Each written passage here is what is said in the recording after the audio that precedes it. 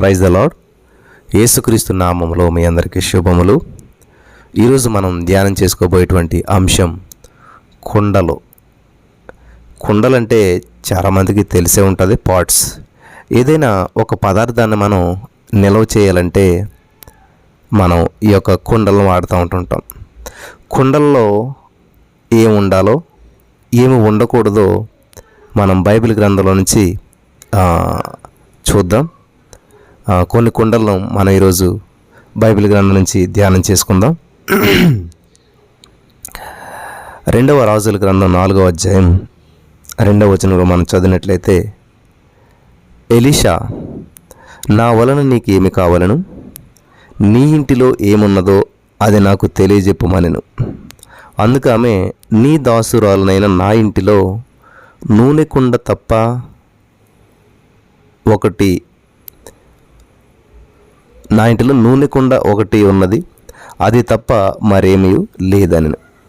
స్తోత్రం దేవా. సర్వోన్నత, ఈరోజు ఈ యొక్క వాక్యాన్ని ధ్యానిస్తూ ఉండగా మాతో మాట్లాడే ప్రతి వారికి వినగల చెవి గ్రహించగలను అనుగ్రహించి, విత్తపడిచిన వాక్యం వ్యర్థం కాకుండా ప్రతి హృదయం నాటబడి ఫలించి విస్తరించి నూరంతల పంట ప్రతి వారు అనుభవించినట్లు కృప చూపించమని నజరేయుడైన యేసుక్రీస్తు నామములో ప్రార్థించి నమ్మి పొందుకుని ఉన్నాం తండ్రి. ఆమేన్. గమనించాలి ప్రియులారా, ఈ యొక్క కుండలు అనే అంశం జీవితానికి చాలా ముడిపడి ఉన్నది. ఇక్కడ మనం చూస్తున్నటువంటి మొదటి కుండ, ఈరోజు ఒక 5 కుండల గురించి మనం ధ్యానం చేసుకుందాం. మొదటి కుండ పేరు ఏంటంటే నూనె కుండ. ఏం కుండ అండి? నూనె కుండ. ఏమంటుంది ఆవిడ? నీ దాసురాలైన నా ఇంటిలో నూనె కుండ ఒకటి ఉన్నది ఉన్నది. భర్త లేడు, భార్య విధవయ్యింది, కొడుకులు బానిసలైపోయారు. కొడుకులు బానిసలు అవుతారు, ఇంకా అవ్వలేదు. అప్పుల వాళ్ళు ఊరుకోరు. అప్పుల వాళ్ళ తిప్పలు అప్పులున్న వాళ్ళకే తెలుస్తుంది అంటండి. అప్పుల వాళ్ళ తిప్పలు అప్పులున్న వాళ్ళకే తెలుస్తుంది. ఎలీషా సాయం కోరింది. నీటిలో ఏముందని చెప్పి ఆయన అడిగాడు. నూనె కుండ తప్ప ఏమీ లేదు. నూనె కుండ ఉన్నదన్నది, ఏమీ లేదని అనట్లేదమ్మే. నూనె కుండ ఒకటి ఉన్నది అని చెప్పింది అనమాట. తర్వాత అంటుందా, ఇంకా తప్ప ఏమీ లేదు, ఉన్నదైతే ఉన్నది ఒకటే నూనె కుండ అని చెప్పింది. తలుపులు మూసి కుండ ఎత్తు అన్నాడు సేవకుడు. పాత్రలన్నీ నూనెతో నిండాయి, అప్పులు తీరాయి, తిప్పలు పోయాయి. మూసినటువంటి తలుపు వెనుక జరిగినటువంటి అద్భుతం ఇది. నీవు కూడా తలుపు మూయము అంటే ప్రార్థించము. మత్తయి సువార్త 6వ అధ్యాయం 6వ వచనంలో ఉంటుంది. ఇక్కడ ఒక సింపుల్ సూత్రం, అప్పులు తీరటానికి ఒక ఇన్స్ట్రక్షన్ దేవుడిచ్చాడు సేవకుడి ద్వారా. విన్నటువంటి వారి యొక్క జీవితంలో అద్భుతం జరిగింది. ఇందులో ఉన్న ఆధ్యాత్మికమైన అర్థాన్ని మనం గమనించినట్లయితే ప్రియులరా, భర్త లేడు, భార్య చూస్తే విధవరాలు, కొడుకులు చూస్తే బానిసలైపోతున్నారు, అప్పుడు వాళ్ళేమో ఊరుకోవట్లేదు. ఒక సేవకుడి దగ్గరికి వెళ్ళి సాయం కోరింది. అమ్మ నీ దగ్గర ఏముందని అడిగాడు ఆయన. నూనె కుండ ఉన్నదని చెప్పింది. ఉన్నదాన్ని ఎత్తు అన్నాడు దేవుడు, అదే సేవకుడు. కుండ ఎత్తు అన్నాడు. గమనించాలి, కుండ ఎత్తటం అంటే ఏంటి అర్థం? ఇక్కడ ఏదైతే ఉందో దాన్ని వాడు, ఏదైతే కుండ ఉందో దాన్ని ఉపయోగించు. హల్లెలూయా. కాబట్టి ఈ రోజున మన జీవితంలో ఇక్కడ మనం గమనించినట్లయితే కుండ అంటే శరీరానికి సాదృశ్యంగా ఉంది, మన జీవితానికి సాదృశ్యంగా ఉంది. గమనించాలి ప్రియులారా, కుండ మన శరీరమే. దాన్ని ఏం చేయాలంటే ఉపయోగించు, ఎత్తు. హల్లెలూయా. కుండ ఎత్తు అన్నాడు. ఆ కుండ ఎప్పుడైతే ఎత్తాడో ఎత్తిందో పాత్రలన్నీ కూడా నూనెతో నిండాయి, అప్పులన్నీ తీరిపోయాయి, తిప్పలు పోయాయి. గమనించాలి, మూసిన తలుపు వెనకాల జరిగిన అద్భుతం ఇది. కాబట్టి ఎప్పుడైతే నీ తలుపును మూసి రహస్యమందున నీ తండ్రికి మొర పెడతావో, అంటే నీ శరీరాన్ని వాడతావో, అర్థమైందా? అంటే నీ శరీరం అనేటువంటి కుండని తలుపులు వేసి మోకరింపజేసి నీ చేతులు పైకెత్తి కుండ పైకెత్తడం అంటే ఇదనమాట. ఎవరి చేతులైతే పైకెత్తి దేవుని సందులో మోకరించి, వింటున్నారా? ఎప్పుడైతే చేతులెత్తి బాబేలు గోపురం చూసాం మనం, అలాగే ఇర్మియా గ్రంథంలో మనం గమనించినట్లయితే ప్రార్థన ఇర్మియా గ్రంథం 50 అద్భుతమైనటువంటి కార్యాలను చూడగలుగుతాం. 37వ వచనం మనం చదివినట్లయితే అక్కడ దేవుని వాక్యం సెలవిస్తుందంటే బబులోను చూడగలుగుతారు. కసువు దిబ్బలుగా ఉండును, నక్కలకు నివాసస్థలమగును, అది పాడై ఎగతాళికి కారణముగా ఉండును. అలాగే ఈ రోజు మీకు చేతులు పైకెత్తి ప్రార్థించడం బాబేలు గోపురం అవసరం లేదు. బాబేలు మీ దగ్గర ఉంది, మీ దగ్గర కనిపిస్తుంది. ఈ రోజున ఇది ఎలాగా ఏంటి పరిష్కారం? పాడు నీవు తలుపులు ప్రార్థించినప్పుడు నీ సమస్య పరిష్కరించబడతానికి నిలువెత్తు నిదర్శనంగా నీవు బయటపడతావు. అప్పుల తిప్పలు పోతాయి. గమనించాలన్న ప్రేమైనటువంటి స్నేహితులారా, దేవునికి స్తోత్రం. పెట్టుకుని రోజున బాబేలు గోపురం ఆదికాండంలోనే కనిపిస్తుంది. మనకి కూడా ఇష్టపడతలేదు. ఈ బాబేలు ఇర్మియా గ్రంథంలో కనిపిస్తుంది. ఇది నెబుకద్నెజరు ప్రార్థించటం లేదు, ప్రార్థన ఉన్నది ఇప్పటికీ కదా. చరిత్రలో గర్వించి పతనమైపోయి రోజున నేడు సాక్ష్యాన్ని కూడా నిదర్శనమైనటువంటి కొండను. మరి ఎప్పుడైతే నేను ఇంకొక విషయాన్ని చెప్పి నేను ముగించాలనుకుంటా ఉన్నాను. దేవుని చాలా జాగ్రత్తగా వినాలి. నూతన నిబంధనలకు మనం ఖచ్చితంగా మీ సమస్య మత్తయి సువార్త 11వ అధ్యాయంలో మనం చూసినట్లయితే బయటపడతారు. యేసుక్రీస్తు ప్రభువు స్వయంగా మాట్లాడారు. రెండవదిగా మనం చూసినట్లయితే రెడ్ లెటర్స్ లో ఉంటాయి. మత్తయి సువార్త 11వ అధ్యాయం కనిపిస్తూ ఉంటుంది. 3వ వచనం 24వ రాజుల చదివినట్లయితే 40వ అధ్యాయం కపెర్నహూమా తినుటకు వారు ఆకాశము పట్టుకున్న శిష్యులు రుచింపబడదవా దైవజనుడా కొండలో విషమున్నదని కేకలు వేసి దాన్ని తినక నీలో చేయబడినటువంటి అద్భుతములు ఇక్కడ గమనించాలి. సొదొమలో చేయబడిన విషపు నీటి వరకు కూడా నిలిచిండును. ఇక్కడ వెర్రి ద్రాక్ష వండగా విషమైపోయింది. మీతో చెప్పుచున్నాను, దాన్ని తింటే చనిపోయేటువంటి వారు దేవునికి స్తోత్రం కలుగును గాక. పిండి హెచ్చించబడింది. యేసుక్రీస్తు వారి యొక్క దినాల్లో గమనించాలి. కొండ మనకి శరీరానికి సాదృశ్యంగా ఉంది. మన జీవితానికి సాదృశ్యంగా ఎన్నో అద్భుతాలు మన లైఫ్ లో ప్రభు ఈ పట్టణంలో చేసి తెలియక మరి వెర్రి ద్రాక్ష లాంటివి ఆలోచనలు ఎన్నో అద్భుతాలు వచ్చి మన ఎన్ని అద్భుతాలు చేసినా గానీ అనారోగ్యం మరి నిరాకరించారు, యాక్సెప్ట్ చేయలేదు. మన జీవితంలో పడటం వల్ల అడ్రస్ లేకుండా అయిపోయింది. ఏమైందంటే 3 పట్టణాలు విషపూరితమైనటువంటి జీవితంగా, పనికిరానటువంటి జీవితంగా, పతనమైపోయేటువంటి జీవితంగా, ముందుకు వెళ్ళడానికి యోగ్యత లేనటువంటి జీవితంగా, నాశనం అయిపోవటానికి మనకి ఉపయోగపడే జీవితంగా అయిపోయింది.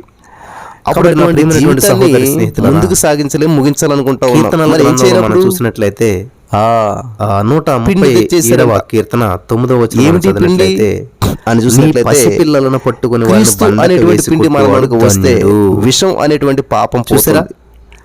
కాబట్టి మనం తీసుకున్న మహిమ మన జీవితం అంతా కూడా ఇలా మారిపోయింది.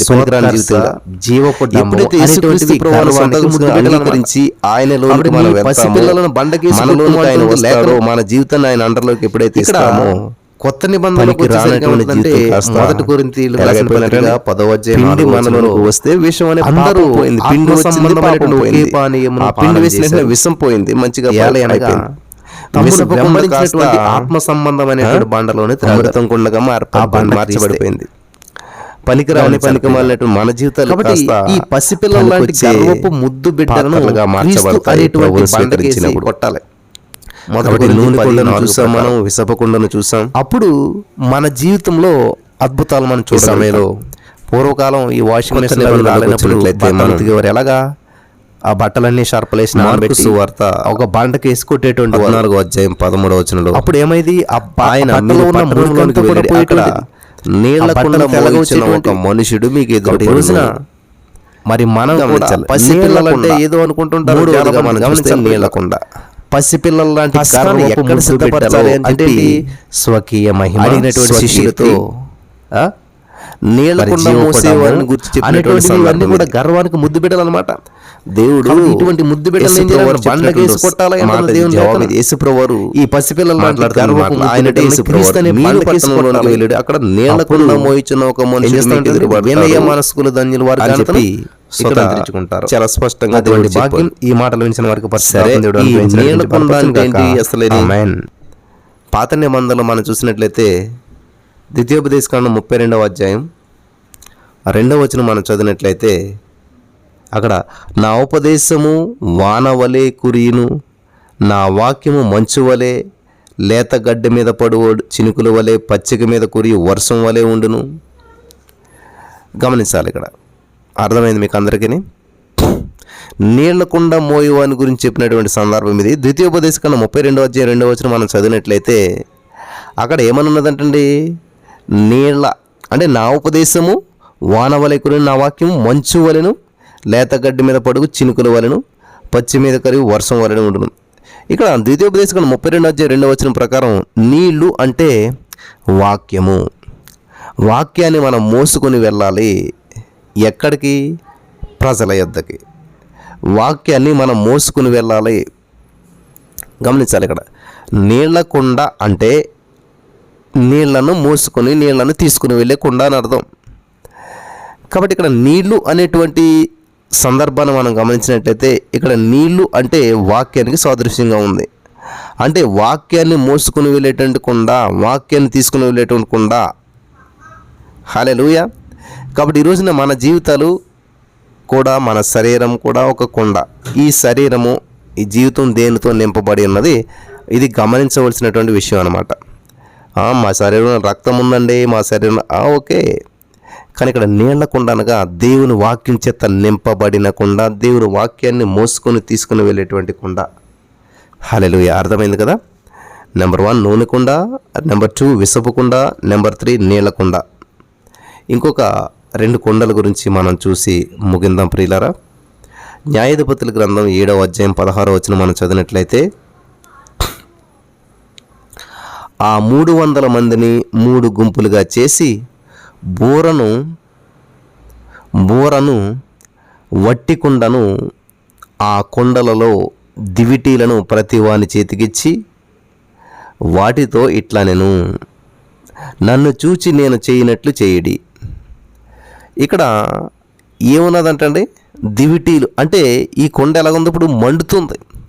మండుచున్న కుండలు ఇక్కడ ఉన్నాయి. న్యాయాధిపతులు 7:16లో గిద్యోను తన తోటి వారికి కుండలనిచ్చాడు, ఆ కుండల్లో దివిటీలు ఉంచమన్నాడు.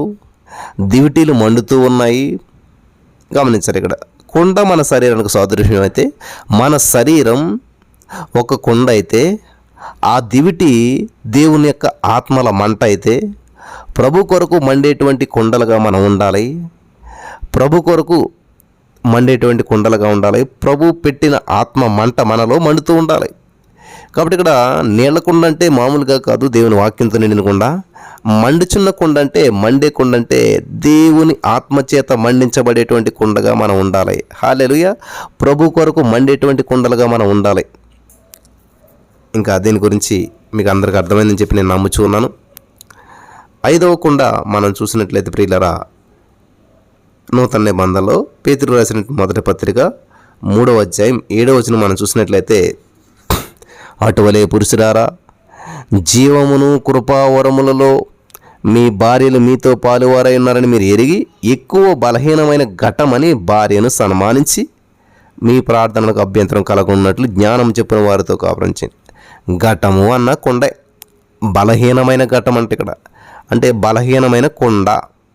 గమనించాలి, భార్యల గురించి పేతురు గారు రాస్తూ ఎక్కువ బలహీనమైనటువంటి ఘటం అన్నాడు. ఘటం అంటే కొండని అర్థం. కొండను జాగ్రత్తగా పట్టుకోకపోతే జారి కింద పడి పగిలిపోతుంది. భర్తలమైనటువంటి మనం మన కొండలను గురించి జాగ్రత్తగా ఉండాలి. ఇది ఒక కొండ, బలహీనమైన కొండ అంటే భార్య. ఈ విధంగా మనకి 5 కుండల గురించి దేవుడు ఈ రోజున మనకు తెలియజేశాడు. ఏ కుండలో ఏముండాలి ప్రియులు గమనించాలి.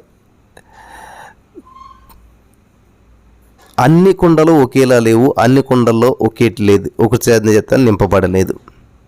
కాబట్టి ఇక్కడ నూనె కుండలో ఏముండాలి, ఆ నూనె కుండను ఎత్తి పట్టాలి, అప్పుడు మిగతా పాత్రలు నింపబడతాయి.